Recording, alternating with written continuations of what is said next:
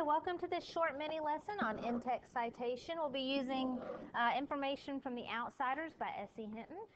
This may be something that you can reference to if needed. So let's go ahead and get started. I may tell you to come back and reference this if I see some mistakes on your writing. So our first example starts out on page 1. You may recognize this line. It's the very first sentence from the book. When I stepped out into the bright sunlight from the darkness of the movie house, I had only two things on my mind: Paul Newman and a ride home. And this is how it looks like in your text. And what we're going to do is see what that's going to look like if you needed to reference this in a piece. So I recopied this, but if you'll notice, there's a period here, and I missed it down here. It's because there's something special. So when you copy something from a text, you need to give credit to the author. And so as I have copied this word for word, I need to show where I got it from because I don't want to plagiarize. So when you copy something, you start out the beginning with your double quotes, and you come down to the end with your double quotes. And this tells your reader, most of the time me or another teacher, someone who is going to be reading your stuff, that this is not your work, this is somebody else's. So there are a few other things that we need to do. You've got your quotes to indicate that you have copied this from the text, but then you need to show where you received this information. In this case, we did Hinton, and this happens to be on page 1.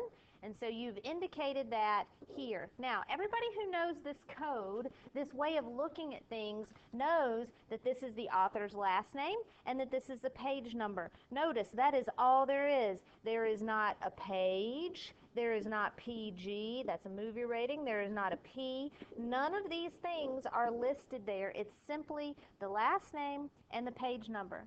And then the final thing you need to do is come back to this period that's up here at the very beginning. You put that down here at the end, right there, to indicate that this is the end of your sentence.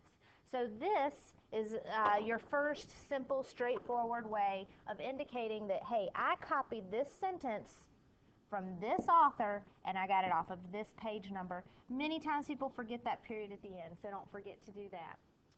Now the second example that I have here comes from when Marsha and Cherry were at the movies, and this is after all the drama, and they say, hey, y'all come up here and sit with us, you can protect us. So what I did is I copied right there, and you'll notice I left out all of the quotations and the periods here at the end, and I'm going to show you how to do this because it's a little bit different. Here we've got dialogue from our text, and so you need to start out indicating, hey, I copied this whole thing from the novel. So you've got the double quotes here to indicate, hey, I copied it, but you need to indicate that it is dialogue.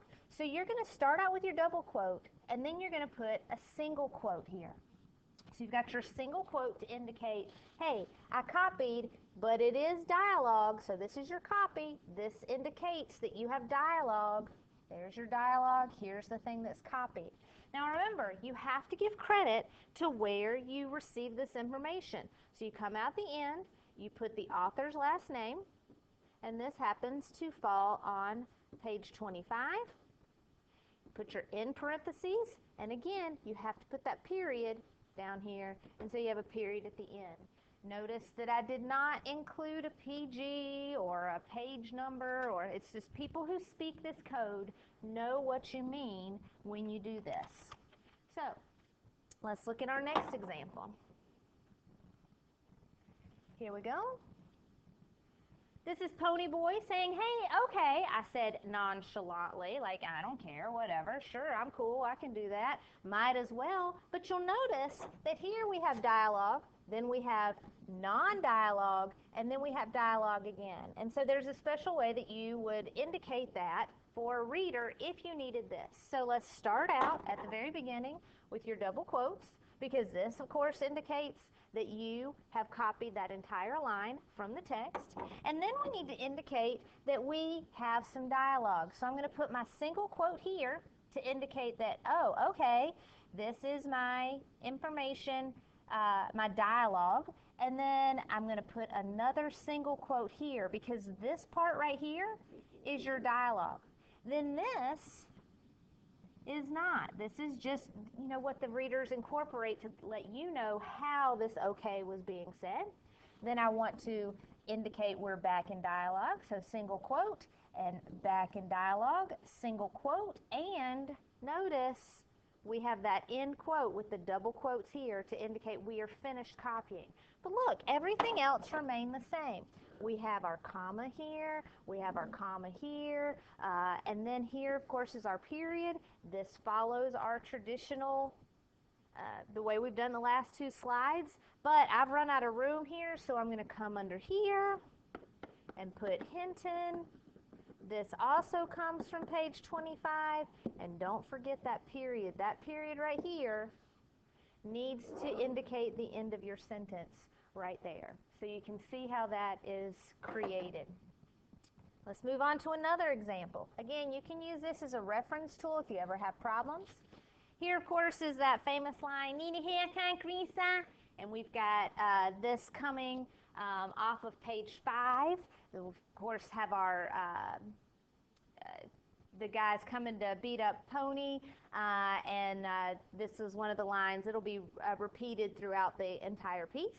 And here we have our, you know, where I've copied it, so you can see how to do it. Of course, we start out. We've copied this entire thing, so you put your double quotes there. But this is dialogue, so notice I'm going to replace that double quote here with a single quote here to indicate we have dialogue. I'm going to do the same here, single quote, but this is a little different. This one has a question mark, so I'm going to keep that question mark here. Need a haircut, Grease? Need a haircut, Grease? We'll put that in there, but you also have to give that information. Here we are, giving credit to that author. Hinton, this is on page 5. Remember that code, there's no PG, there's no nothing, so it's just Hinton, page 5, and then to indicate you are finished here, we have to have a period there. So you do include that question mark, and then you have to add a period. One more example. Here it is with Pony Boy right when he was at the beginning of the novel, when he knew he was being followed. I copied this right out of the text. And the one thing I want to show you here is if you were to go back and look at this, and it is on page 4, that I left out some information, and this is called an ellipse. And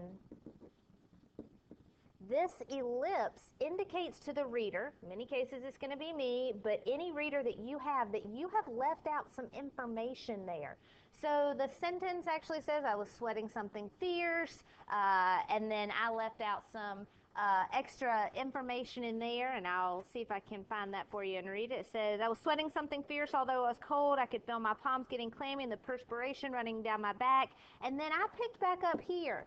I get like that when I'm real scared. And so I copied the two parts that I wanted, but I'm indicating to the reader that I have left a part out, and that is called an ellipse. So you've got that new piece of information, or review if you've already had it, and I'm just going to go again.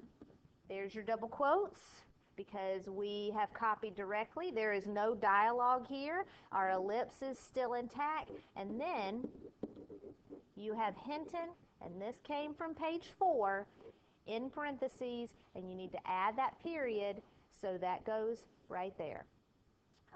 This is just a tool for you to use in case you need it. I hope it was helpful, and I hope you have a great day. Thank you. Thank you.